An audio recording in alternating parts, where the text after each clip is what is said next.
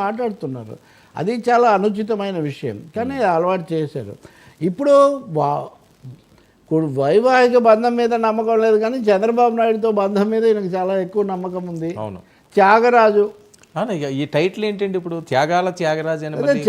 త్యాగరాజు చంద్రబాబు కోసం ఏదైనా త్యాగం చేస్తాడు, సీట్లైనా త్యాగం చేస్తాడు, తన సొంత స్థానం గౌరవం కూడా త్యాగం చేస్తాడు అని అంటే అపహాస్యం చేయడం. నా పవన్ కళ్యాణ్ యొక్క పర్సనాలిటీని డిమాలిష్ చేయాలి, విధ్వంసం చేసేసి పూర్తిగా చంద్రబాబు నాయుడు దగ్గర ఈయన జోహుకుం అంటున్నాడు అనేది ఎస్టాబ్లిష్ చేయాలి. అది భీమవరం అనేది కూడా మీరు గుర్తుపెట్టుకుంటే, భీమవరం పవన్ కేంద్రం, పవన్ కళ్యాణ్ అక్కడ పోటీ చేశారు, ఓడిపోయారు, మళ్ళీ చేస్తారేమో అనే ఒక ఇది కూడా ఉంది. ఇటువంటిప్పుడు అక్కడికి ఒక వ్యూహాత్మకంగాను ఒక ఉద్దేశపూర్వకంగానే ముఖ్యమంత్రి అక్కడ ఈ అంశానికి అంత ప్రాధాన్యత ఇచ్చారని మనం చెప్పాల్సి ఉంటుంది.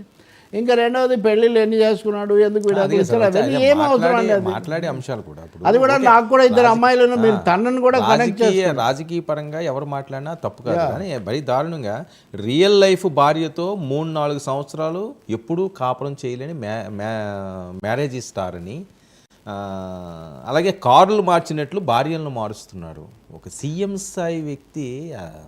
ఇవన్నీ అసందర్భమైన అనవసరమైన కామెంట్స్, చాలా అనుచితమైన కామెంట్స్ కూడా. అందుకని పైగా నాకు కూడా అమ్మాయిలు ఉన్నారు, మీకు కూడా ఉన్నారు, వీళ్ళందరూ ఇలా చేస్తే ఆదర్శంగా తీసుకుంటే ఏమవుతుంది ఇవన్నీ మాట్లాడుతున్నారు కదా. అందుకే నేను చెప్పేది, ఆయన వ్యూహాత్మకంగాను ఉద్దేశపూర్వకంగా పవన్ వ్యక్తిత్వం మీద తీవ్రంగా దాడి చేయాలని ఆయన చేశారు. అందులో రాజకీయాలు ఏమీ లేవు, దాంట్లో ఏం తెలుసుకోవాల్సింది వినాల్సింది కూడా కొత్తగా ఏం లేదు. నిజానికి ఆ 3-4 అంటున్నప్పుడు దాని మీద కుటుంబ సభ్యులు వివరణలు ఇచ్చినవి కూడా ఉన్నాయి. మొదటి అప్పుడు ఏం జరిగింది, రెండో అప్పుడు ఏదో చెప్పారు వాళ్ళు.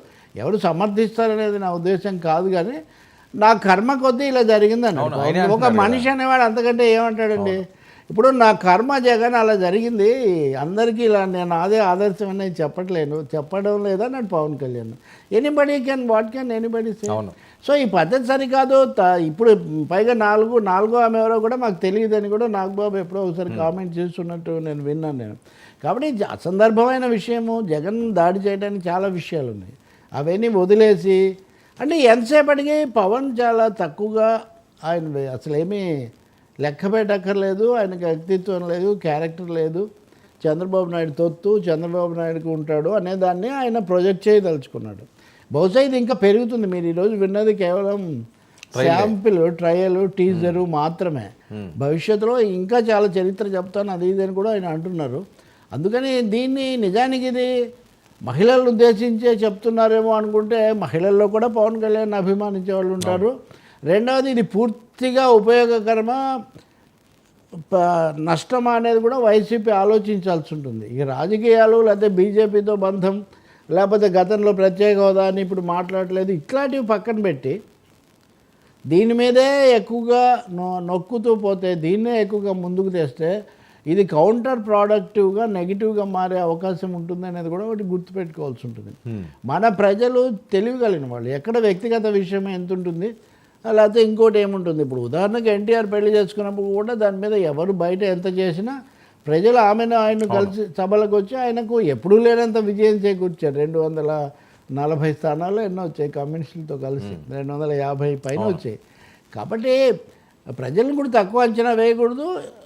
భవిష్యత్తులో ఏదైనా జరిగితే మీరు కామెంట్ చేయండి, కానీ ఎంతసేపటికి గతంలో జరిగింది అదే అదే అదే చెప్పడం అనేది దట్ ఇస్ బ్యాడ్. అలానే మీరు సమర్థించాల్సిన అవసరం కూడా ఏముంది? ఎవరికైనా సమర్థించక్కర్లేదు. లేకపోతే అదొక్కటే సింగిల్ పాయింట్. ఆయన పేరులో 2 భాగాలు ఉన్నాయి, ఒకటి పవన్, 2 కళ్యాణ్. పవన్ అంటే ఒక గాలి, ఆయన గాలి ఎక్కువగా వీస్తుందేమో, అది కొంచెం కష్టమేమో అని వైసీపీకి ఉంటే, ఆయన పేరులో 2వ పదాన్ని పట్టుకొని ఎంతసేపటికి ఆ కళ్యాణాలు వాటి మీదే ఈ స్థాయిలో చేయటం అన్నది అది మంచిది కాదు. అది ప్రజలు కూడా ఎన్ని రోజులని అడుగుతారు ఏదో ఒక రోజు. మరొకటి, పక్క పార్టీ వాళ్ళని సీఎం చేయడానికి పార్టీ